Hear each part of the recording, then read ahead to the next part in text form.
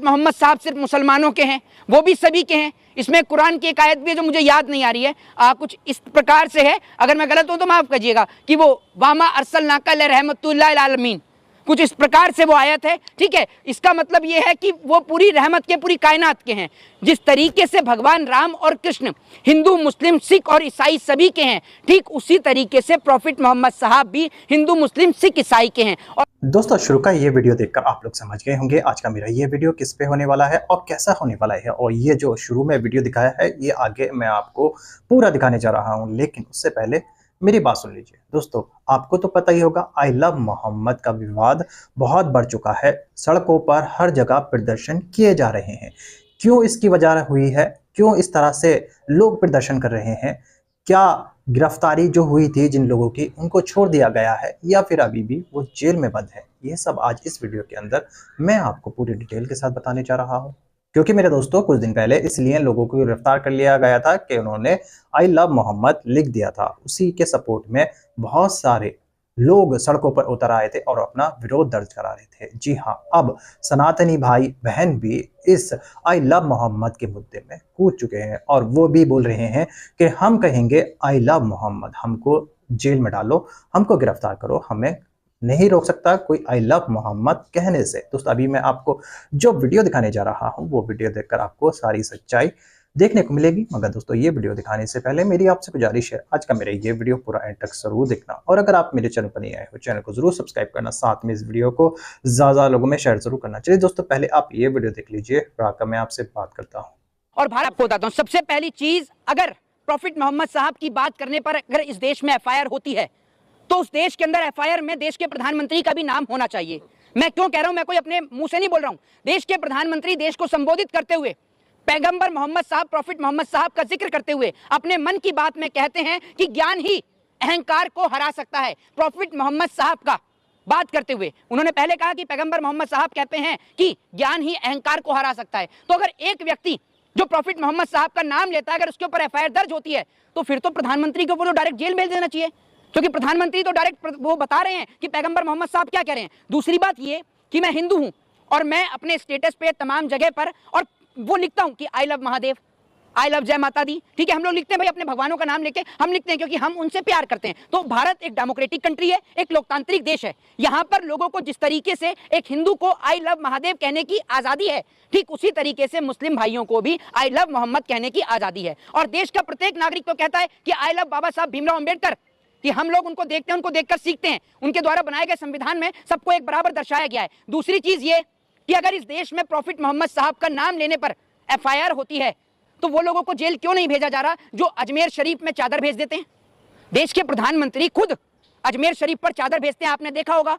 उनके साथ में किरण रिजिजू और वो जमाल सिद्दीकी दोनों मौजूद होते हैं, जो प्रधानमंत्री के द्वारा भेजी गई चादर को वहां पर चढ़ाने का काम करते हैं। फिर जिस उत्तर प्रदेश की ये घटना है, उसी उत्तर प्रदेश के अंदर एक लुलु मॉल बना हुआ है, जिस लुलु मॉल का उद्घाटन करने के लिए स्वयं उत्तर प्रदेश के मुख्यमंत्री योगी आदित्यनाथ उर्फ अजय सिंह बिष्ट वहां पहुंचते हैं। जबकि उस लुलु मॉल का अगर मालिक देखा जाए तो मालिक का नाम है यूसुफ भाई। तो एक और, तो आपके राज्य में मुख्यमंत्री खुद मुसलमान के मॉल का उद्घाटन करने जा रहा है। और ये बात तो हिंदुओं को समझनी चाहिए कि हिंदुओं के कौन से मॉल का उद्घाटन उत्तर प्रदेश के मुख्यमंत्री योगी आदित्यनाथ ने किया है? तो उसका जवाब है एक भी नहीं। मेरे को तो नहीं दिखा आज तक कोई हिंदुओं के मॉल में पहुंचे हो। लेकिन मैं आपको बताता हूं, ये प्यार करते हैं पैसे वाले मुसलमानों से, ये प्यार करते हैं तमाम लोगों से। अब एक बात आप मुझे बताइए, इस बात को सुनकर कि प्रॉफिट मोहम्मद साहब का नाम लेने पर एक व्यक्ति के ऊपर एफआईआर दर्ज हो जाती है, इसको लेकर देश के तमाम मुसलमानों की भावनाएं आहत हुई। तो इससे सब मुसलमानों की भावनाएं आहत हुई ना। लेकिन शाहनवाज हुसैन वो भी मुसलमान है, ठीक है, मुख्तार अब्बास नकवी वो भी मुसलमान है, जो कि भाजपा में है, लेकिन इनकी भावनाएं आहत नहीं हुई, क्योंकि ये लोगों को पता है कि भाजपा का प्रोपोगेंडा क्या है। आने वाले कुछ समय में बिहार का चुनाव है, आने वाले कुछ वक्त में बंगाल का भी चुनाव है, फिर उसके बाद असम का भी चुनाव है, उसके बाद में आपका मुंबई बीएमसी इलेक्शन का भी चुनाव है। तो बहुत सारे चुनाव हैं। अब चुनाव को मैनेज कैसे किया जाए? देश में इतने बड़े बड़े मुद्दे आके खड़े हो गए। एक और H1B वीजा का मुद्दा खड़ा हो गया, एक और ट्रंप के टैरिफ का मुद्दा खड़ा हो गया, दूसरी ओर मोदी जी की चाइना की यात्रा की बात खड़ी हो गई। तो इन सब बातों से ध्यान कैसे हटाया जाए?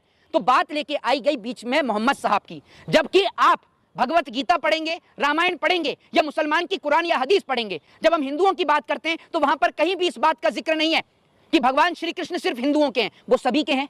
जिस तरीके से बाबा साहब का संविधान सभी का है, ठीक उसी तरीके से भगवान राम, भगवान कृष्ण जितने हिंदुओं के हैं उतने मुसलमानों के, सिखों के और ईसाई के भी हैं। ठीक उसी तरीके से अगर हम कुरान की और हदीस की बात करें तो उसमें भी यह बात कहीं नहीं लिखी हुई कि प्रॉफिट मोहम्मद साहब सिर्फ मुसलमानों के हैं, वो भी सभी के हैं। इसमें कुरान की एक आयत भी है जो मुझे याद नहीं आ रही है, कुछ इस प्रकार से है, अगर मैं गलत हूं तो माफ करिएगा, कि वो वामा अरसलनाका रहमतुल्लिल आलमीन, कुछ इस प्रकार से वो आयत है। ठीक है, इसका मतलब यह है कि वो पूरी रहमत के, पूरी कायनात के हैं। जिस तरीके से भगवान राम और कृष्ण हिंदू, मुस्लिम, सिख और ईसाई सभी के हैं, ठीक उसी तरीके से प्रॉफिट मोहम्मद साहब भी हिंदू, मुस्लिम, सिख, ईसाई के हैं। और भारत को तो कहा जाता है कि India is a democratic country, Bharat एक लोकतांत्रिक देश है और इस लोकतांत्रिक देश के अंदर सभी लोगों को अपने जाति, धर्म और मजहब को मानने की आजादी है। जिस प्रकार से वो तमाम लोग मुझे जो कमेंट बॉक्स में कहेंगे कि मैं मुसलमान हूं, मैं मुल्ला हूं और तमाम वर्ड्स मेरे पीछे लगाएंगे, मैं पूछना चाहता हूं कि प्रधानमंत्री विदेश में मस्जिदों का दौरा करने जाते हैं, विदेश की मस्जिदों को घूमते हैं, ठीक है, ख्वाजा गरीब नवाज की दरगाह पर चादर भेजते हैं, अपनी मन की बात में पैगंबर मोहम्मद साहब का जिक्र करते हैं, तो क्या आपने कभी उनके नाम के पीछे लगाया कि मोदी खान है, ये दामोदर मोदी खान लगाया आपने कभी?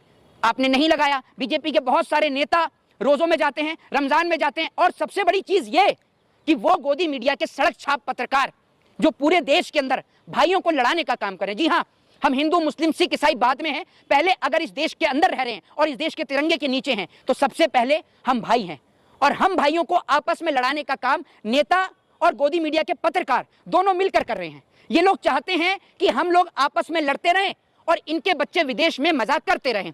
जिस प्रकार से नेपाल के अंदर, सर आप आई लव मोहम्मद कह रहे हैं, क्या आपको भाजपाइयों से डर नहीं लग रहा है कि समाज से निकाल दिया जाए? एक बात आप मुझे बताओ, भाजपा का जो न्यायाधीश है प्रधानमंत्री नरेंद्र मोदी, उसको किसी ने समाज से निकाला?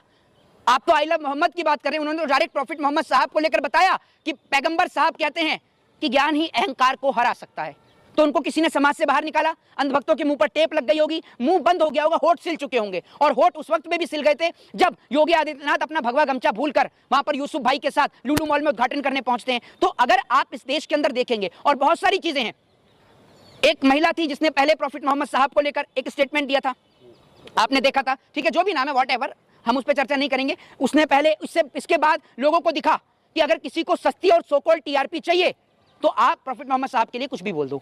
एक व्यक्ति, उसके ऊपर तो किसी ने नहीं बोला, सारे गोदी मीडिया के पत्रकारों के मुंह भी सिल गए। एक व्यक्ति जो अपना चैनल चलाता था, बलराज उसका नाम था, उसने हिंदुओं के देवी देवताओं को भी गाली दी, जिसकी वीडियो मैंने अपने इंस्टाग्राम अकाउंट पर डाली। उसने प्रॉफिट मोहम्मद साहब को भी कहा गलत और भगवान के देवी देवताओं को भी गाली दी, और वो भी डायरेक्ट मां की गाली दी। लेकिन एक भी बीजेपी का पत्रकार नहीं बोला, बीजेपी का नेता नहीं बोला। बीजेपी का पत्रकार मैं इसलिए कहता हूं इनको, क्योंकि ये गोदी मीडिया के पत्रकार, मैं जिस बात पे था, ये गोदी मीडिया के पत्रकार खुद रमजान में इफ्तारी खोलने के लिए जाते हैं और बाकायदा अपने परिवार के साथ, आप डाल के देखेंगे कि गोदी मीडिया के किस किस पत्रकार ने इफ्तारी करी, तो बहुत सारे गोदी मीडिया के पत्रकार निकल कर आएंगे। जी, मैं भी जानता हूं कि आप अपने धर्म से बेहद प्यार करते हैं, हर कोई करता है सर, लेकिन सवाल ये है कि आप मोहम्मद साहब को कितना जानते हैं, उनकी जीवनी के बारे में आप कुछ बताएंगे? मैं आपको एक चीज बताता हूं, मैंने राम और कृष्ण को भी पढ़ा है। जिस तरीके से आज हमारे देश में लोग छुआछूत के नाम पर, जात पात के नाम पर एक दूसरे को मारते पीटते हैं, ठीक उसी तरीके से राम इसके अगेंस्ट थे। कभी राम ने लोगों को बांटा ही नहीं, राम ने तो सबरी के झूठे बेर खाए। और सबरी कौन थी, मैं आपको सबको बताया, जितने भी हिंदू धर्म के लोग हैं सब सबरी के बारे में मैं वही बता रहा हूं आपको, बताता हूं, पहले सुन लीजिए सर।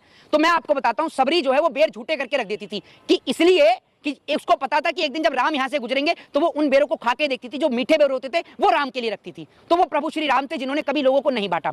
अब प्रॉफिट मोहम्मद साहब वो भी ठीक इसी तरीके से थे। एक महिला जो उनके ऊपर कूड़ा फेंक रही है दिन प्रतिदिन, जब भी मोहम्मद साहब निकल कर जा रहे हैं उनके ऊपर कूड़ा फेंक रही है, लेकिन अगर एक दिन वो महिला उनके ऊपर कूड़ा नहीं फेंकती तो वो उसका हाल जानने के लिए उसके घर चले जाते हैं और पूछते हैं कि माँ तेरी तबीयत ठीक है, क्या हुआ?